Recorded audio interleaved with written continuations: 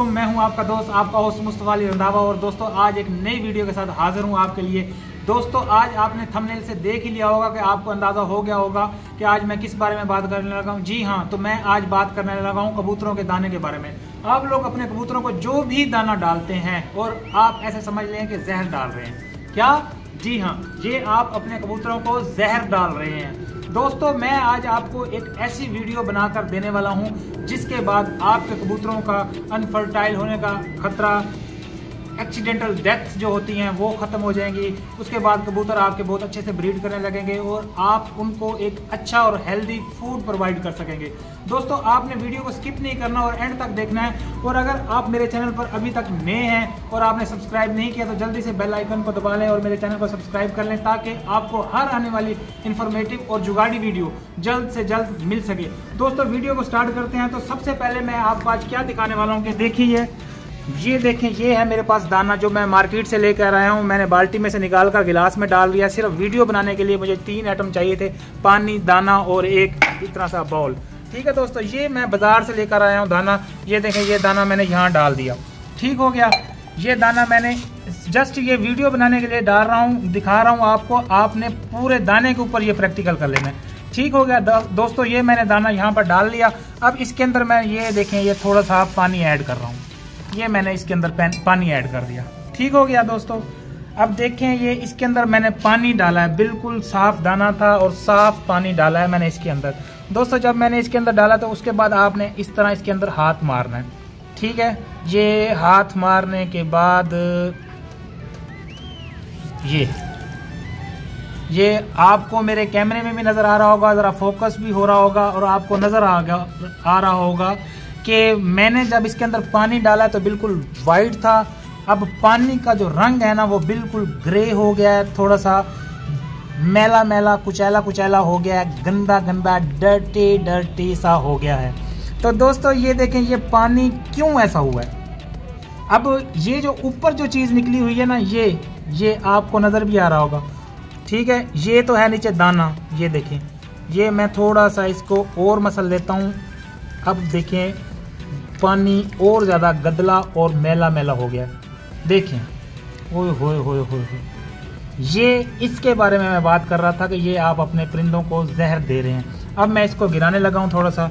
ये देखें, ये जो चीज़ मैं बाहर निकाल रहा हूँ ना, ये इसका छिलका है और मिट्टी है और गंदा पानी है। दोस्तों ये कहाँ से आया, कैसे आया, ये मैं आपको बताता हूँ। ये एक दफ़ा निकालने से ज़ाया नहीं होगा, बल्कि आपको 2 से 3 दफ़ा इसको पानी के इनमें से निकालना पड़ेगा। अब ये देखें, दोबारा मैंने इसके अंदर पानी डाला तो दोबारा इसकी वही हालत है। ये मैंने इसको अब साफ़ कर लिया। देखें, पानी बिल्कुल साफ़ डाल रहा हूँ लेकिन वो मिट्टी और उसके अंदर जो है ना इतना डस्ट और जरासीम हैं जो कि दोबारा से पानी को गदला कर देते हैं। और वैसे भी इस दाने के ऊपर जो है ना गदला और जरासीम वगैरह होते हैं, मिट्टी होती है, जो कि हम लोग जो हम पिजन्स फैंसियर्स लोग हैं ना, वो लोग जो है ना इस चीज़ को बिल्कुल माइनर सा समझते हैं। हालांकि ये जो चीज़ है ना आपके परिंदों को अंदर से खोखला कर रही होती है।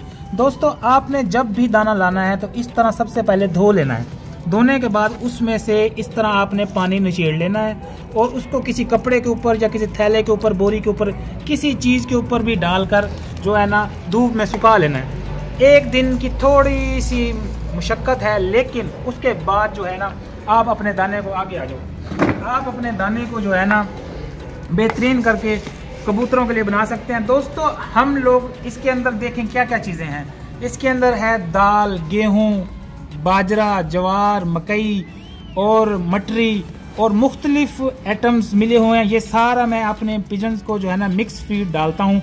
तो ये जितनी भी चीज़ें हैं ये खेत में उगती हैं और जो खेत में चीज़ें उगती हैं वो जो है ना हमेशा खेत में, जैसे ही ज़िम्मेदार जो किसान है वो इसको उगाता है तो वो इसके ऊपर जो है ना पेस्टिसाइड से और ये फर्टिलाइज़र टाइप जो स्प्रे होते हैं कीड़े मकोड़ों को मारने के लिए और खेतों के लिए, ताकि किसान को फसल अच्छी मिल सके, ताकि वो क्या नाम है कीड़े मकोड़ों से और सुंडियों वगैरह से और किसी भी किस्म के जो है ना अपनी फसल के ऊपर मौसमी असरात और जानवरों के असरात से बचने के लिए इसके ऊपर बहुत किस्म की स्प्रे करते हैं। जब ये फसल पककर तैयार हो जाती है, उसके बाद जब आपकी फसल पककर तैयार हो जाती है किसान की, तो आप तक पहुंचने के लिए ये बोरियों में डाला जाता है। गेहूं, चावल, चना, बाजरा, हर चीज़ जो है ना बोरियों में अलग से पैक की जाती है। उसके बाद इसको आप तक पहुंचाने के लिए ट्रैवलिंग करनी होती है, जिसके लिए फिर दोबारा इसके ऊपर बहुत ज़्यादा हाई पैमाने पर स्प्रे होता है पेस्टिसाइड से और फर्टिलाइजर टाइप से,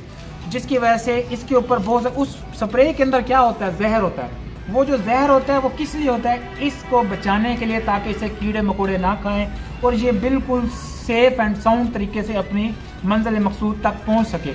आपको एक आसान सी मिसाल देता हूँ कि मिसाल के तौर पर आप अपने घर में चावल पकाते हैं, गंदम लेकर आते हैं, कोई भी चीज़ लेकर आते हैं, दाल वगैरह किसी भी किस्म की जो चीज़ खेत में उगती है, चाहे वो मूली या गाजर है, कुछ भी है, तो आप उसको लाकर धोते हैं। क्यों धोते हैं? क्योंकि उसके ऊपर काफ़ी ज़्यादा जहरीले मवाद होते हैं और काफ़ी जो है ना किसानों ने उसके ऊपर छिड़काव वगैरह किया होता है, जो कि आपने धोना होता है। ठीक हो गया। तो दोस्तों मैं आपको ये बताना चाह रहा हूँ, जब आप इनको धो लेते हैं ना, तो ये आपके पिजन्स के पेट के अंदर नहीं जाते, जिससे बच्चों की पलाई अच्छी होती है और बच्चों की ग्रोथ अच्छी होती है और पिजन जो है ना अच्छे तरीके से ब्रीड करते हैं और अच्छे तरीके से उनकी सेहत रहती है। अगर आप लोग ये चीज़ धोकर नहीं देते, ऐसे ही देते हैं, अक्सरियत 90% ऐसे ही दाना दे रही है।